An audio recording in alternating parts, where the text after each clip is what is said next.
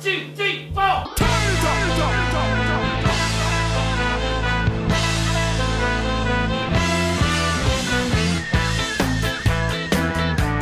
We've said it before and we will say it again. This is one of the greatest World Cups ever. Welcome into World Cup Now. I'm Courtney Cox, and 8 countries remain after a wild round of 16 brought us 24 goals, 3 matches ending in penalty kicks, and the end of Messi and Ronaldo's World Cup dreams. The most shocking team to advance? Well, that has got to be the host nation, Russia, who knocked off Spain in Moscow on July 1st. The game went through extra time, tied at 1-1, and in PKs, the Russians converted all of their shots, but it was a kick saved by Russian goalie Igor Akinfeev that was the greatest moment of the night. And as you might have expected, it sent the Russians crazy.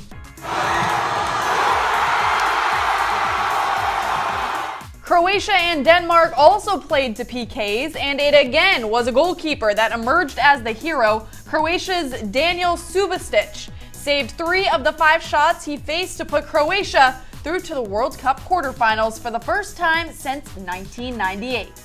Then there's England. Oh, England.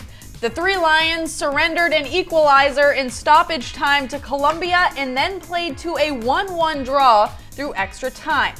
And then penalties. England had lost in penalties at the World Cup in 1990, 1998, and 2006, but not in 2018, as Harry Kane, Marcus Rashford, Kieran Trippier, and Eric Dyer all converted from the spot to win in penalties at a major tournament for just the 2nd time ever, and the 1st time since 1996.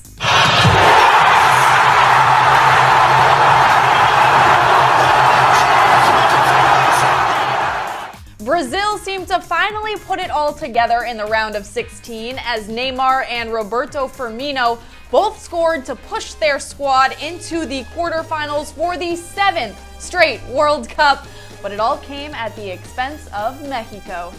Mexico was an easy side to fall in love with this summer after winning their first 2 matches, including a massive upset over tourney favorite Germany. Mexican fans were causing earthquakes, blessing players, and sparking unlikely friendships with South Koreans everywhere. Which is why it was tough to see them go, but hey, do you think they were sulking? Hell no! Check out these guys still partying it up after Mexico's loss to Brazil. There you go! So adios, Mexico, but we must move on.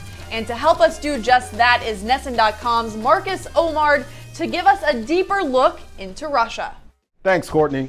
The 2018 FIFA World Cup is already being talked about as the best World Cup ever. It's going on in Russia, and you know what? It's been a good month for Vladimir Putin. A little too good, if you ask me.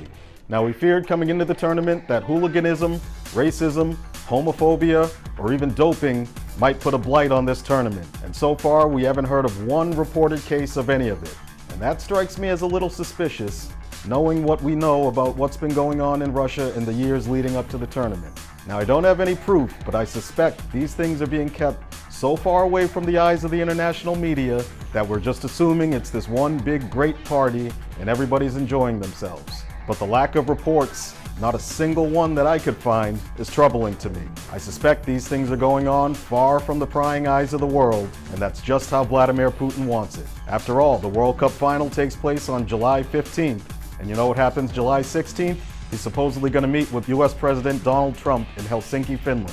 It's been a good month for Vladimir Putin, a little too good if you ask me, and that is all. Thanks, Marcus. And a crazy World Cup means one thing. It is very, very hard to bet on. To make all of your gambling endeavors a little easier, here's OddsShark's Andrew Avery. There are 5 teams that are sort of bunched together at the top of the odds board to win the World Cup. And then we've got a bit of a drop-off. Brazil is 3-1. France and England are 4-1. Belgium 5-1. Croatia 6-1. Then we've got Uruguay at 16-1, which I love. Russia at 20-1 and Sweden at 25-1. Harry Kane is minus 350 to win the Golden Boot. He's got 6 after scoring that penalty against Colombia yesterday. But they've got Sweden next, and they've proven to be a tough side to break down. Romelu Lukaku, who's got 4, is 12-1. while Kylian Mbappe is 16-1 and Neymar 25-1 to round out the top 4 in top goal scorer markets. England's Jordan Pickford is plus 450 to win the Golden Glove for top keeper after his heroics in penalties yesterday, so some good betting value there. Some really close odds in moneyline markets for the quarterfinals, with England the largest favorite at minus 115 against Sweden. France is even money against Uruguay. Brazil is plus 110 versus Belgium. And Croatia plus 125 against Russia. The highest total on the board is 2.5 in that Brazil-Belgium game, with everything else sitting at 2. That's it from me. Enjoy the quarterfinals. Thanks, Andrew. And while the 2018 World Cup quarterfinals begin on Friday, we have our usual suspects, but there's a good list of unfamiliar faces.